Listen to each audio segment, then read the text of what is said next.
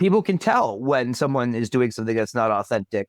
You know, you at a show, you see a band that's absolutely just going through the motions or absolutely just doing what they think will, and they can be great. You know what I mean? I'm not talking about anyone in particular really, but like you can tell when something doesn't feel genuine versus I really like it when I feel like what I'm watching is like, even if it's like a sort of like a exaggerated version of them. I mean, that's what I am usually on stage. It's an exaggerated version of myself because I don't have to worry about, I can be a crazy guy on stage and that's fine. That's what people want. But like I can lean into that and but it's genuine. I'm not like trying to do anything that other than just feel and have a good time in that moment. But then that said, you know, some people are really good at playing a character. I just try to be myself as much as possible and lean into that. And yeah, we're all nerds and that's great. We're all weird people. We should all be leaning into that rather than pretending we're cool. You know, I love that. And we are cool. Don't get me wrong. Also, we're the coolest motherfuckers ever. All of us. I'm talking about the four of us here, you know? Yeah, absolutely. Anyone who says different doesn't know what they're talking about. But but what makes us cool is that we're leaning into our uniqueness, I think. Hey, my name is Josh. I've loved indie rock for most of my life, and I play guitar in an indie rock band. But I'm also a psychologist, and I think a lot about the intersection of music and the human psyche and social experience. And I'm especially curious about the ways that music can help us find a sense of community and belonging with others, even for those punks and misfits who might rarely find it elsewhere. In this podcast, I'm joined by my lovely wife and bandmate Julia. Hi! We have conversations with other musicians and artists about the music we love, the music we make, and the importance of music as a means of connecting with others. This is indeed an indie rock podcast about the music that binds us.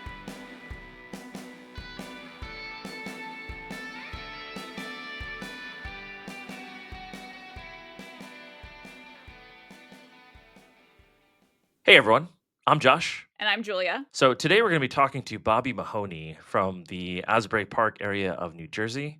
So Bobby Mahoney put out their first album, Another Deadbeat Summer, last year with Wicked Cool Records, which was founded by Stevie Van Zandt of Bruce Springsteen and the E Street Band and the Sopranos fame. And here is a clip of the title track, Another Deadbeat Summer.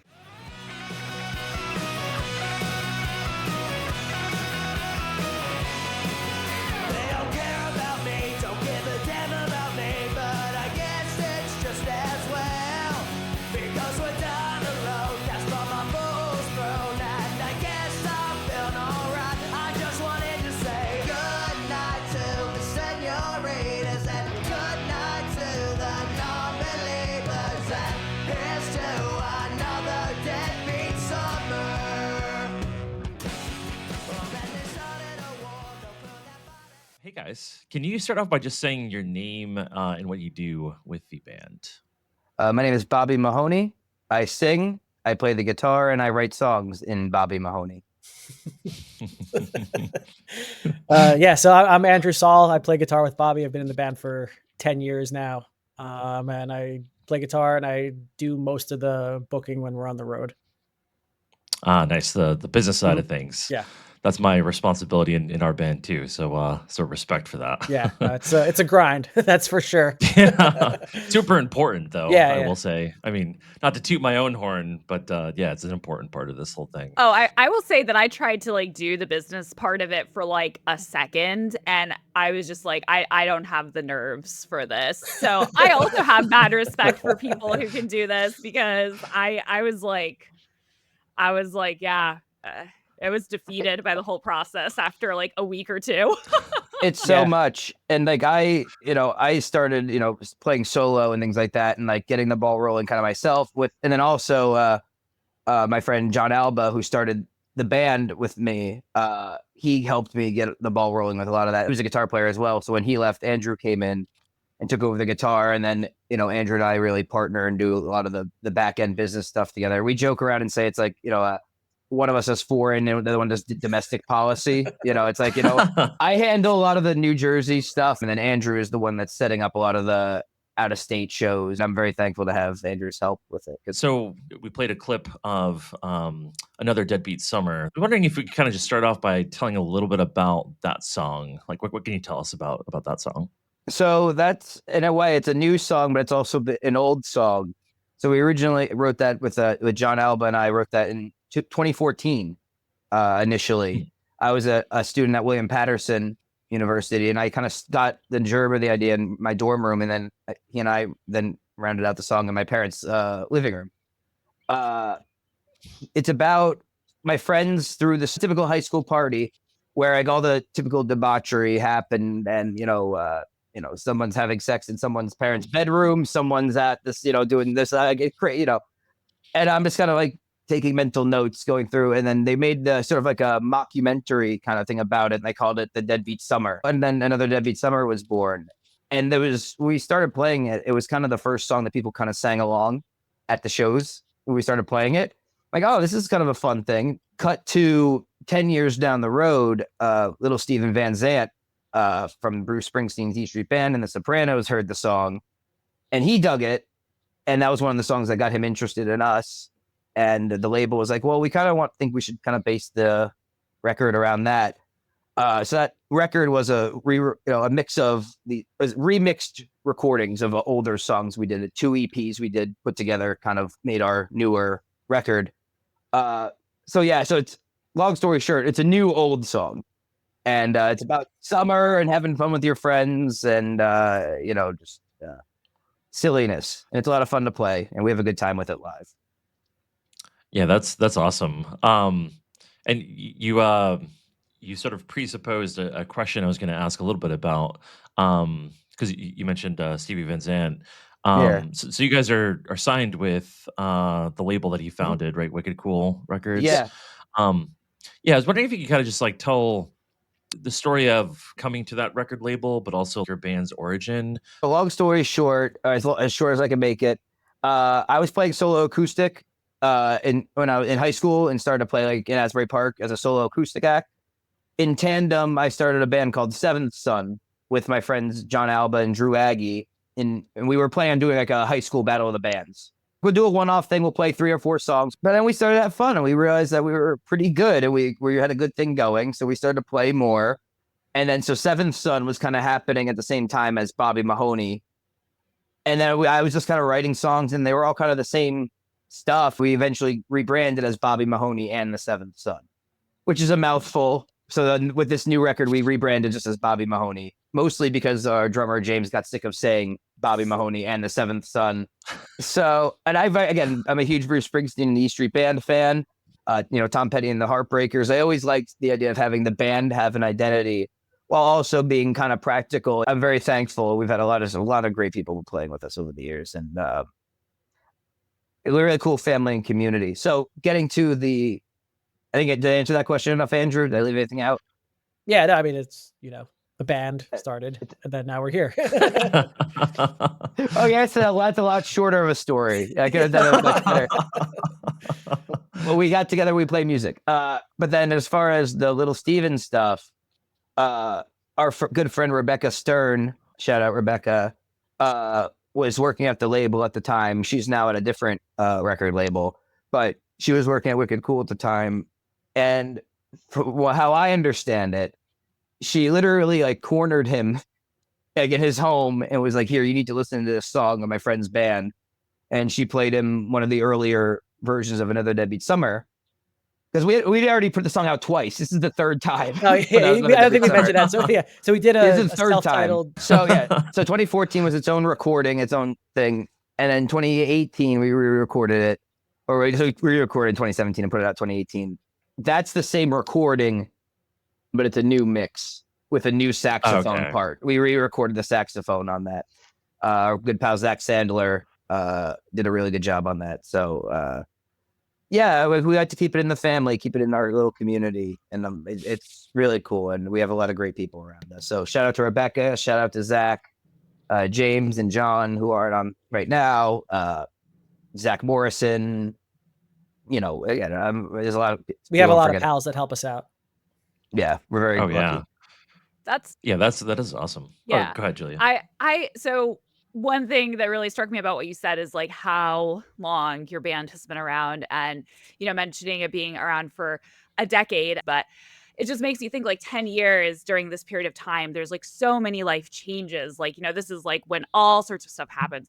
How did you like manage this longevity? Like, what keeps you going? How did you like get through like all this stuff? Like, we've been a band for a few years, and we've had some members that have stuck around with us for several years, but like we're still like, by comparison, a fairly young band. We're just a few years old, and it's just weird to think like, man, 10 years, that sounds like the dream. A wise ogre once said, "The years start coming and they don't stop coming."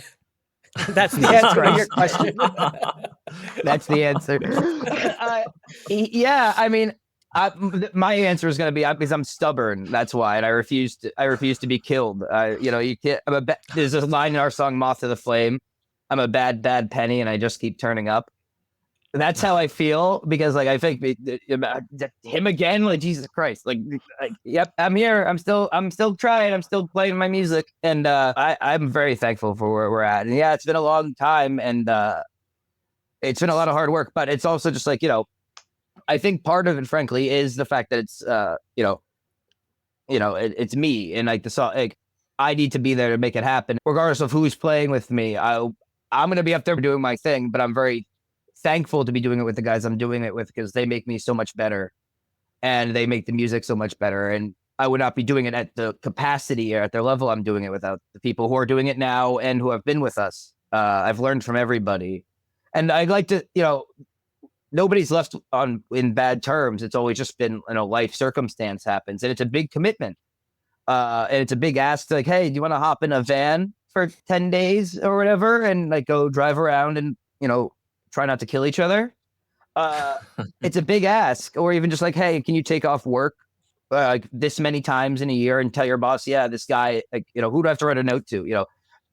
This guy is, we're doing this show or whatever, and they need to leave work early. Even that, it's a big commitment, and some people can do it for X amount of years, and then it's like, okay, well, now I need to move on to the next thing. And that's just part of the nature of the beast, and kind of part of what we signed up for. And that it sucks, that element of it, when someone's like, their time in the band comes to an end.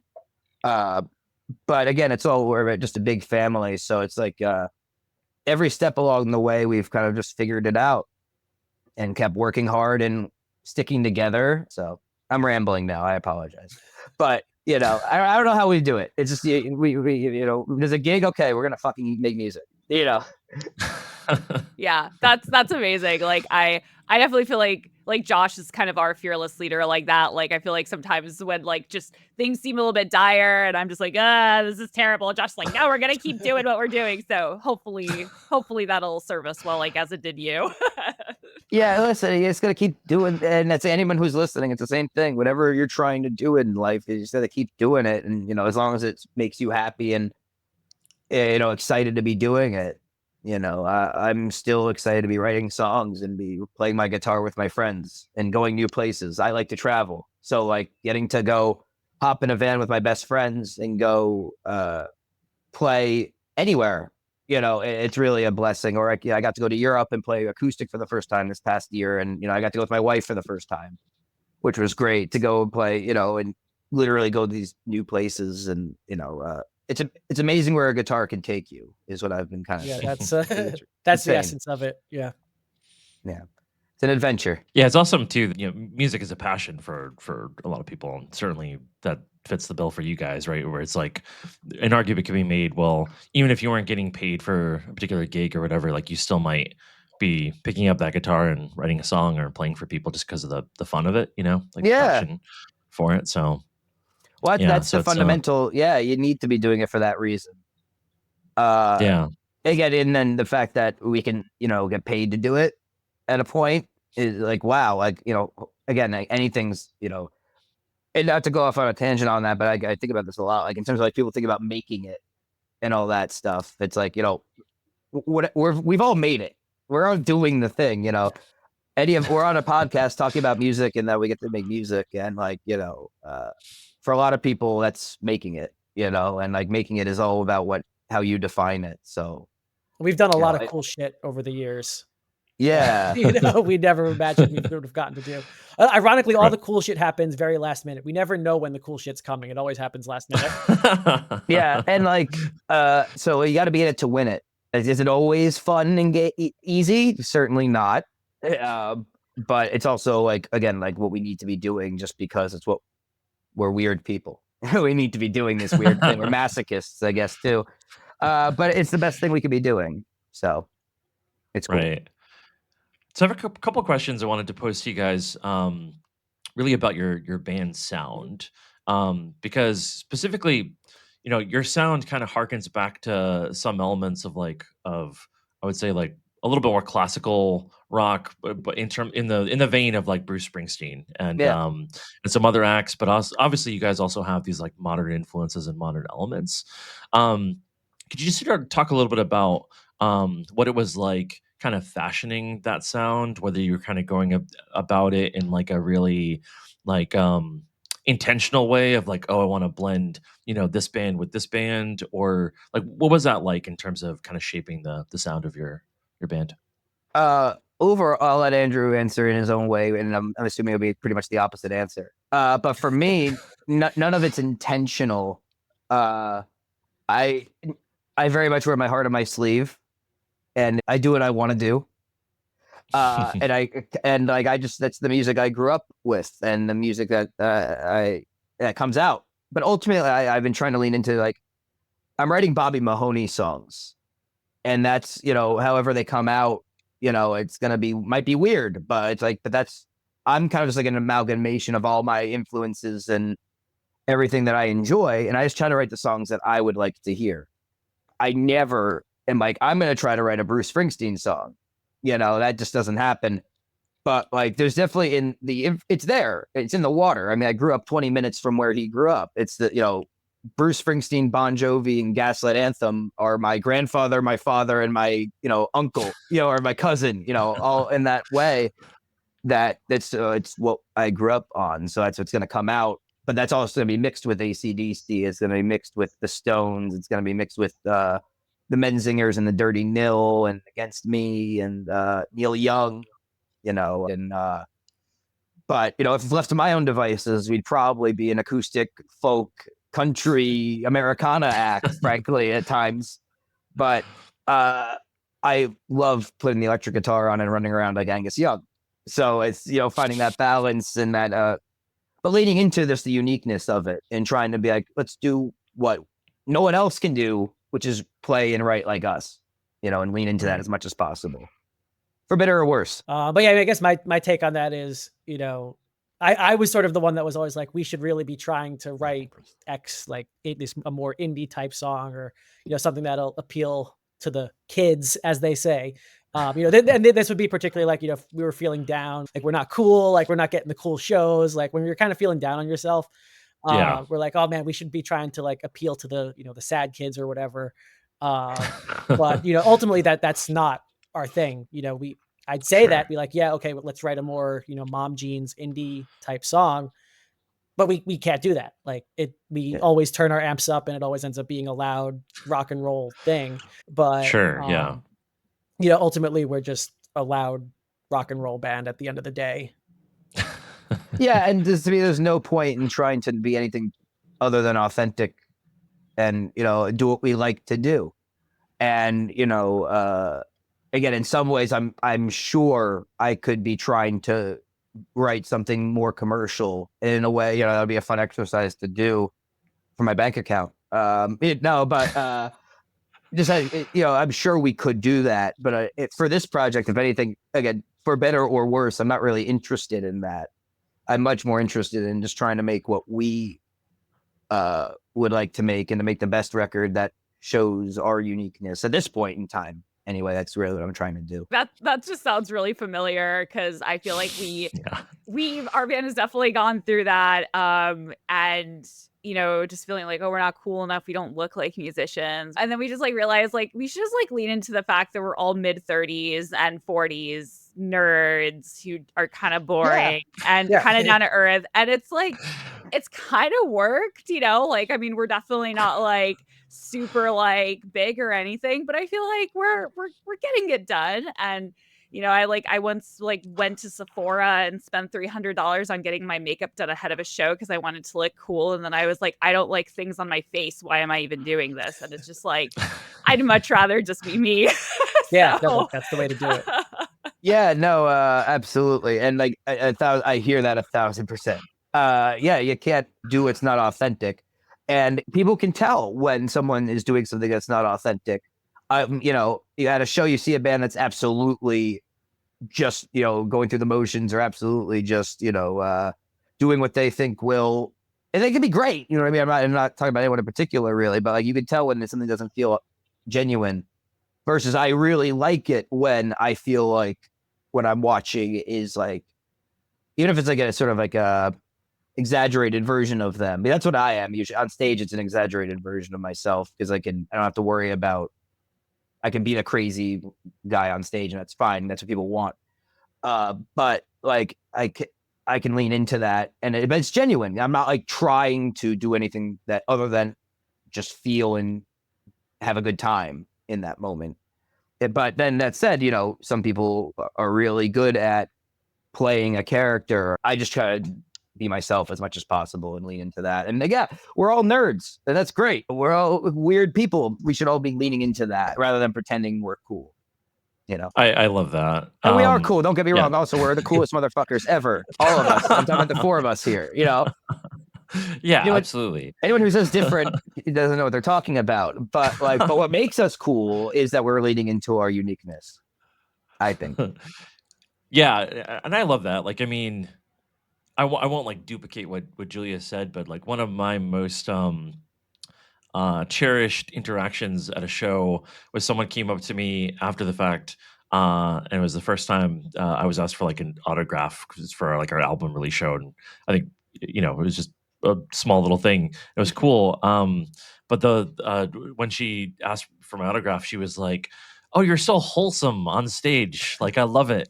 And it's just like it's just like a nice way of saying like, "Oh, you're such a nerd and you're Yeah. playing like guitar." And it's like, cool, I'll take it. Like, let me sign that. Like, it's just Absolutely. I am, Yeah. yeah, it's all good. I mean, that person could have been anywhere but the show, but they were at the show. It's much Yeah, easier to stay at exactly. home and do nothing. 100%. Yeah, no, and I mean, uh, I am like a nerdy psychologist dude that just happens to like indie rock and likes messing around on a guitar. But there are definitely times, Andrew, you talked about some of those conversations you guys had about like, oh, maybe we should lean into, this other genre or emulate this other band. We've had conversations just like that before. And it's so tempting sometimes. It really is so tempting. And there are times where like, oh, I wish I was, had the energy or the look or whatever of like, Julian Casablancas from the Strokes or something like that. But like, I couldn't be more different than that in terms of looks and like, feel and energy. But like, I think like what you're saying, Bobby, of like just sort of like leaning into like what you are and who you are, like that's when I feel like we kind of felt a lot more comfortable with our sound and just sort of like leaned into it, and it made everything just so much better, I think. Like, yeah, and then like the people that are at the show are, they're there for the right reasons. Like I would absolutely, if I could write a pop song that would pop off, I Yeah, absolutely we'd all would. sell out in an instant. Absolutely. If you're watching this and you would like me to call me. You know what I mean? I would absolutely sell out in a second. But no, it's more fun for us to make the music that we'd want to, hear, and like some of that comes out like Bruce Springsteen. So, getting back to that point. But it's just that New Jersey thing. And like we do that well. When you go other places, it's great to bring that, it's like that's our heritage, it's like that's our musical culture, is bringing that New Jerseyness around, but doing it in our own way. I take pride in a lot. Yeah, that makes a lot of sense. I did want to ask a little bit about your songwriting process. Like, what's that like? Are there certain themes that you try to go for? I know we've kind of talked a little bit about this, and then also like what like kind of charges your creative battery. So it's kind of like a multi-level question, but Okay, definitely remind me about that last part because I definitely want to get that's it. That's interesting. I cool. don't want to forget about that. The process it's different for every song. We don't have, I guess, typical. Here is our process. Step one. Bobby gets sad about something. No, I mean it is usually step one. But no, I mean I like to let them marinate. So some ideas I'll get and it'll sit in my notebook for years almost before and then I'll be like walking around the house and I'll find myself humming something. I'm like, what was that? Oh wait, that's that idea. And then I'm like, okay, it's ready now. Other times I'll sit down and write a song in 20 minutes and it's done. But typically I'll get an idea and write something acoustic on the acoustic guitar, or I get a riff and then I'll bring it to the band. And then Andrew will write a lead guitar part. I'll have an idea for the drums, but James will be like, no, I don't have 6 arms. Here's a drum part. And then, John or whoever's playing bass will come up with a bass part. And that's typically how they would sort of start. And sometimes we'll have producers will come in that will help, again, shape the song a little bit, or other collaborators. Getting then to the recharging. Again, sometimes I just need to sit and not write for a minute, or like if I feel a need to like constantly be pushing myself to write, that's usually when I'm like need to take a step back and not. And then I find when I'm getting ready to leave the house and I'm 5 minutes late already, then I'll come up with I'll get an idea and I'll go, fuck. And I'll have to sit there and record I just get out the thing and hum something and or write it down really quick.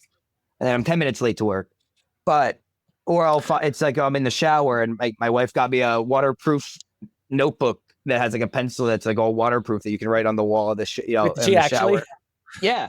Oh, okay. That's a real thing. Yeah. No, that's a bit. No, it's not a bit. That's legit. So it's like, so this way I don't have to like, hop out of the shower and get water all over the bathroom. And try to open your phone with a wet hand when you have a good idea. It's a terrible thing. You have to beat the clock, because I forget things easily, so you got to get this thing out and written down and fast. And sometimes, it might start from something stupid like that. It might start from someone saying something silly in the van and I go, oh, that's a cool idea. I'm going to use that. And then it's a song. I try to take from the world in terms of like quotes and conversations, bathroom graffiti, book titles, movie titles. I'll steal from anybody. I don't care. I find it interesting. So you guys are a band, but you're going under the name of Bobby Mahoney. Mhm. Yeah. Yeah, I'm kind of just like curious in terms of, and you also mentioned before the idea of like playing a character on stage, like some musicians do that. What's your view? Does music influence identity in like a meaningful way? Do you think that music says anything about the way people kind of view the world around them or view other people? Like what are your thoughts on whether it interrelates and how? Well, just as the Bobby Mahoney of Bobby Mahoney, yeah, it's everything, and that's what it means so much to me that like Andrew and James and John and everybody puts so much effort in. It's my viewpoint, it's my perspective, it's my diary, my canvas. If I was a painter, it's my everything. Right. It's literally my whole life. That said, it is just like a silly rock band. All bands are silly rock bands, but in some ways, there's also nothing more important than silly rock bands to me, because silly rock bands mean everything to me. So getting to take part in that is a really special thing. And to do it with the people I'm able to do it with is a special thing. I like being on stage and I like putting on shows and I like when people clap and go, yay, Bobby.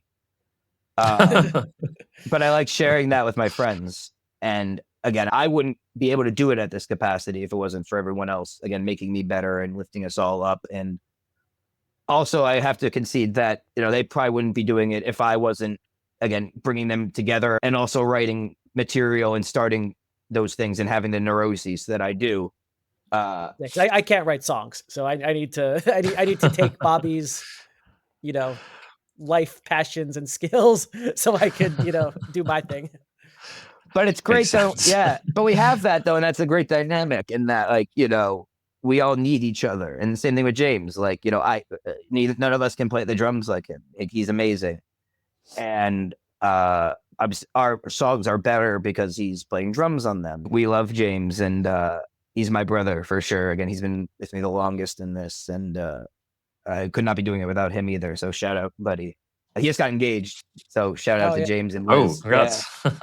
Yeah. Yeah, we love our band family. Yeah, that's awesome. Won't you die a little closer? And it's just like me to do these things, to maneuver myself so perfectly to the crosshairs of our enemies. And it's just like me to do these things, and you and me and every passenger seat. You and me and everything we did and wanna be. You and me and every passenger seat. You and me and everything.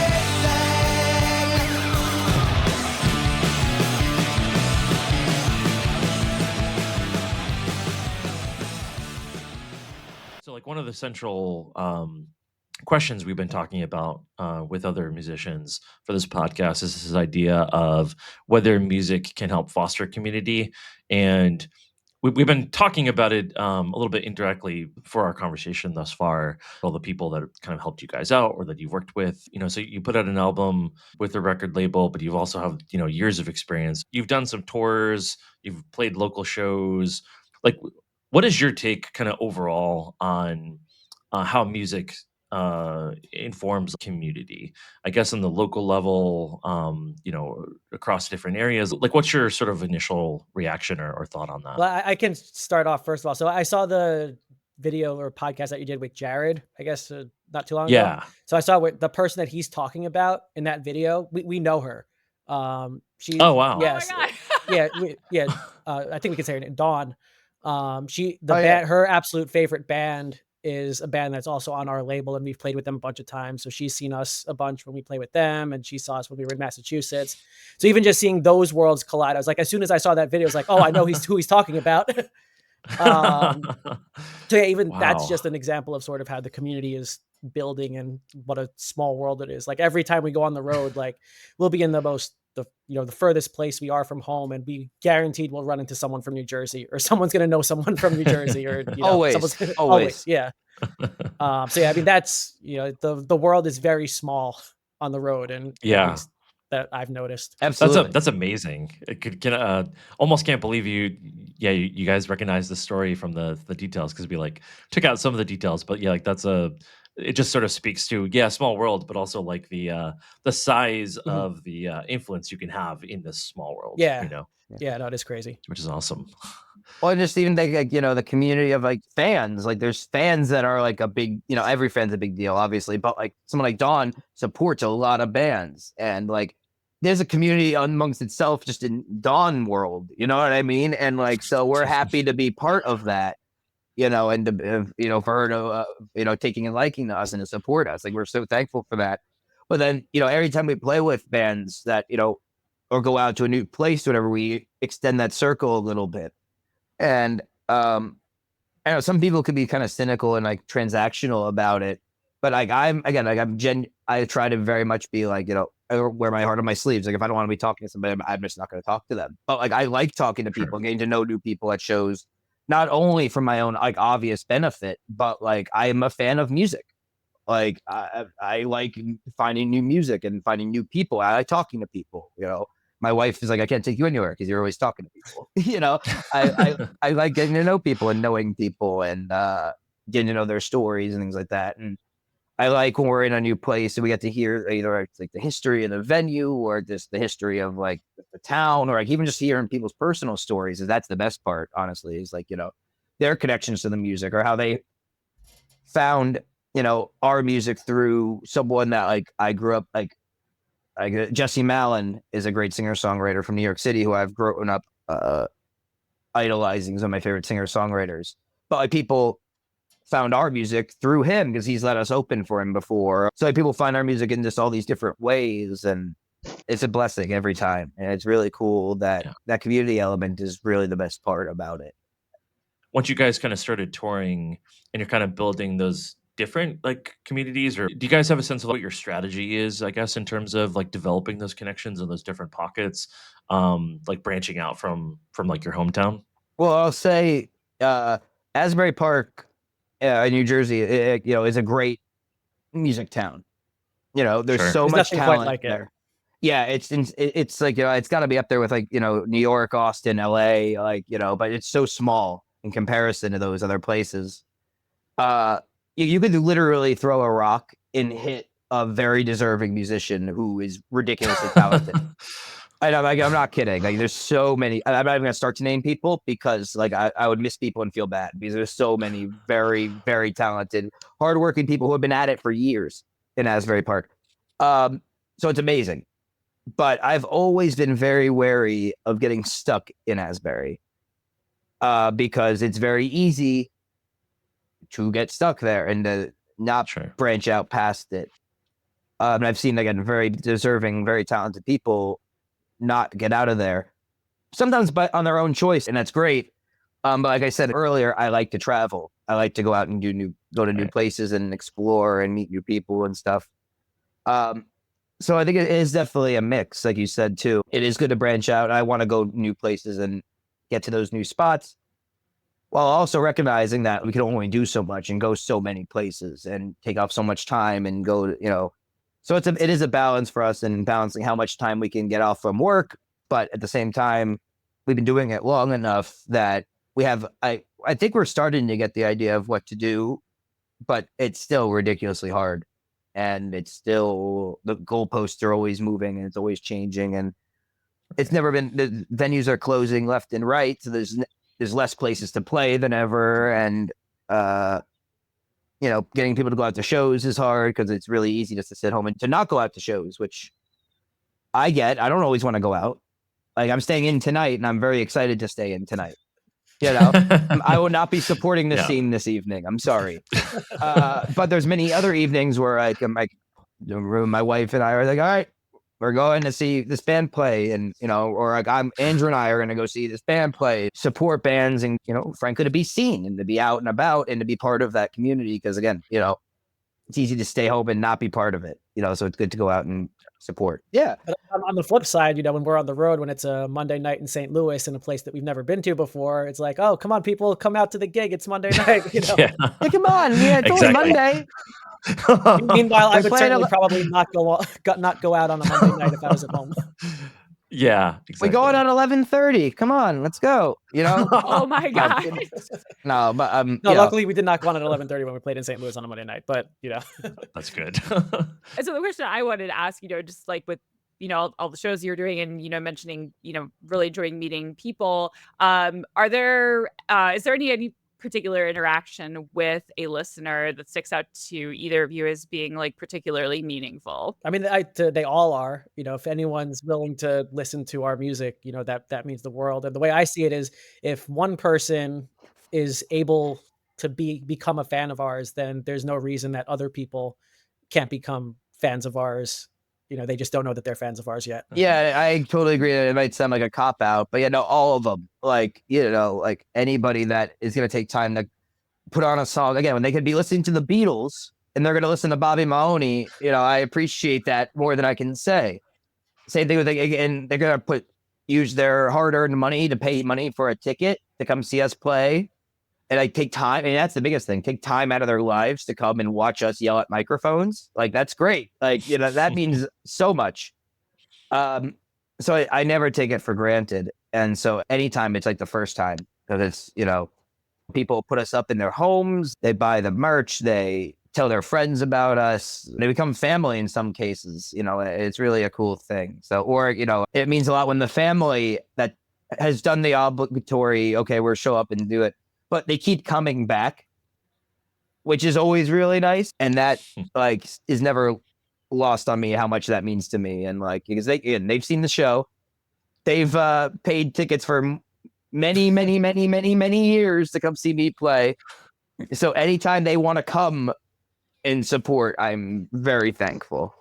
So I'll go with my parents, my sister, and my wife coming to the shows as my favorite fan interactions, because there's nobody that's bigger fans of the music than our families and our wives and things like that. And again, anytime Pam's out of the show, I appreciate it. Shout out to Pam.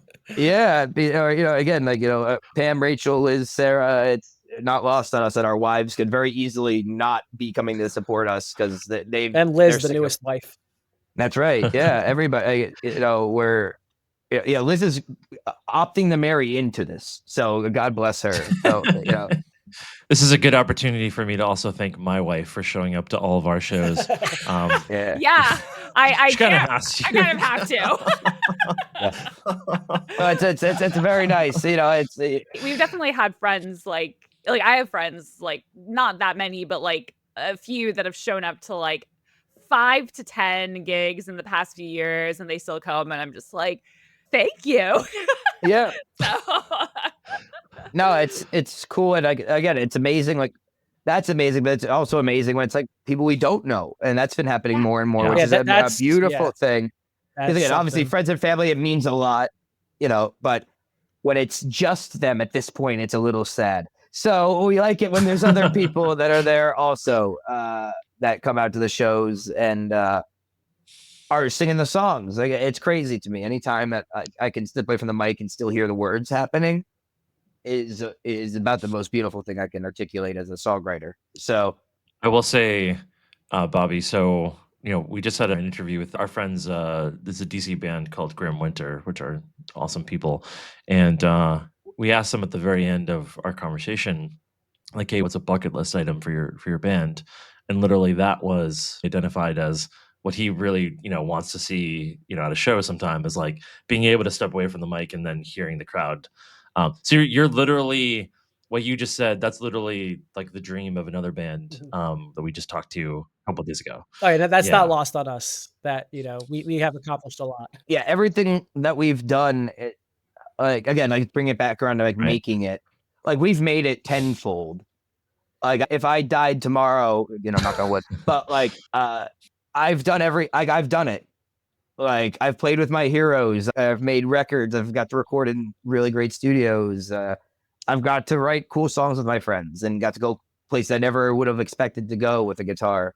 So in that regard, I'm good. Again, maybe a little bit more money. That would be cool. I'm kidding. But that said though, I've never been hungrier.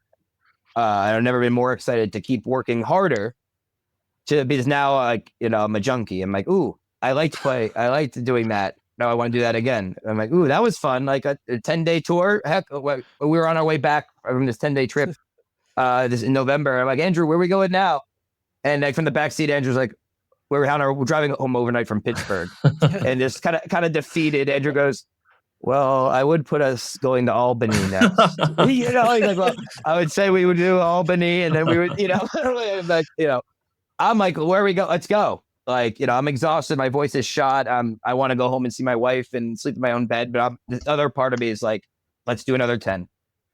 So, again, I can hang it all up, but I'm certainly not going to. And now we're just getting started. So it's been a great first 10 years, but I'm excited for the That's next amazing. This brings me so well. The most beautiful transition to our last question. You're welcome. So thank you. Yeah, look at that. The questions were leaked in advance. We know the whole Exactly. time. So Mhm. what are you most excited about for the future? Getting on the road, playing better shows on the road. Like we had done week-ish long tours every year from 2016, 17, 18, 19. Pandemic, obviously, we couldn't do it. So the last one that we did in, November, most successful by far. Like, we played with great bands. We had decent turnouts. The fact that people came to the shows and actually knew who we were, just, branching out on our network and going to new places. And then finally putting out and recording new music is definitely something I'm looking forward to. Yeah, I agree. I'm excited to record this album and to put it out. I'm very excited about that. I'm excited to keep going new places, get in front of new people, make new friends and new fans, and keep getting better. Like I'm excited to keep improving as a songwriter and as a band leader and as a guitar player and as a singer. And I'm excited for the band to keep getting better. Because for as many cool things as we've done and for as grateful for each of those things as I am, I really do think like the best is yet to come. So I'm very excited about the next steps and to continuing to work hard because we're gonna be doing this regardless. So and again, I'm very thankful for the team that we have. And, yeah, I'm just excited to keep doing it. It's really it. That's awesome. I wanted to ask like two really silly questions, but just from things that I like noted. One is, Bobby, I think you mentioned playing in Europe, and I'm like, I want to know more about that. How did you do that? And also, what is the poster behind you? I've been staring at it the entire Oh, time. my Mary Poppins poster. Oh, that's what that is. Okay. Yeah. I'm a big Disney nerd, and I like I've loved Mary Poppins and That's that awesome. movie. Yeah. So Europe, in August, my wife Rachel and I went we went to Paris before the pandemic for vacation years ago, but this is my first time playing in Europe. I self-booked a bunch of shows in Germany and in England, and I went and just played solo acoustic, and like Rachel came up and sang a song or two with me here and there. But I played like a bunch of like DIY type shows, and like in Germany, I played this guy's barn. It's a world-class setup, like sound setup in a barn. It's awesome. And there's horses, like it's crazy. It's also based on an old club from New Jersey. It's all like he's a huge Bruce Springsteen fan. Shout out to Roz and Petra at the Upstage. So I'm playing I'm playing New Jersey, but I'm in this rural part of Germany. Very bizarre, but amazing in the best way. So I did this like a bunch of shows in Germany, and then we hung out in Amsterdam for a couple of days, which was amazing. Highly recommend. And then we went and I played a bunch of shows in England, which was also great. And played a bunch of shows with Mixtape Saints, which is a really great band over there. Shout out to Sam. Mixtape Saints, love them. And yeah, so that was all self-booked. Again, like you're looking at our booking agents currently. So, it was all self-done. And then I went back in November. I got to go with this organization called the Light of Day Foundation. They raise money for Parkinson's research and ALS and related illnesses. They have been for the last 15 years doing a Light of Day Europe tour with like a bunch of singer-songwriters, like acoustic in the round. And so I was fortunate that they brought me this year. And we got to play in Germany, Sweden, Belgium, and Italy, which was great. Yeah, I got to play in this theater that was built in like 1622, like this big old like opera house. Like, again, talk about places a guitar will bring you that you would never imagine. Like, so like, yeah, nuts, just absolutely like unreal. And very grateful for that opportunity. So thank you to Joe Durso, Bob Benjamin, Tony Pellegrossi, the Light of Day Board of Directors, and Light of Day Foundation for having me for that. So, That's amazing. shout out to them. That's so cool. Yeah. Nuts. Oh, Yeah, absolutely Yeah. fucking crazy. And again, to do music, but also for a good cause like that is like, that's really, you can't get any better than that. And I was just going through Europe in a van with my friends for 12 days, and we're driving through the Swiss Alps, eating amazing food the whole way. But the rest stops, they're called auto grills in Italy. And it's like the best thing I've ever fucking seen. Like it's like better than some restaurants here. Like they have like actual chefs working like the grills at the rest stops. Yep. I Crazy. have been to those. Yeah, it's nuts. My friend James Maddock, who's one of the singer-songwriters, was like, Bobby, just wait. I can't wait to show you Auto Grill. And he built it up the whole time, and like he did not disappoint. It was absolutely phenomenal. I get squirrely if I'm sitting around too long. I get squirrely. That is awesome. I just want to thank you guys again for taking the time to talk to us. Yeah, thanks for having us. Yeah, Appreciate this is it. great. Thank you guys. Yeah, seriously. Hey, Julia. We just finished talking to Bobby Mahoney. What'd you think? That was really fun. It was our first interview with somebody that we did not know, because our previous few episodes were all with bands that we knew previously. So, I mean, I was expecting it to be cool, but it was super cool, and it felt very easy. They were super easy to talk to. And I also just found them like really relatable. Just like, yeah, in the way that they think about like community and songwriting and perseverance and all that stuff. I was like, man, this is really aligned, I feel like, with how we think. I also really love that they've been around for so long, and that they just yeah, they just keep going, they keep doing the thing, and they clearly are passionate about what they do. So it was a really good conversation, and yeah, I hope we can see them when they come to DC in May. Yeah, I felt similarly. I definitely related to them more than I expected, I guess, or I didn't really know what to expect, but the conversation definitely like flowed um really freely, despite the fact that it was like our first time really getting to talk.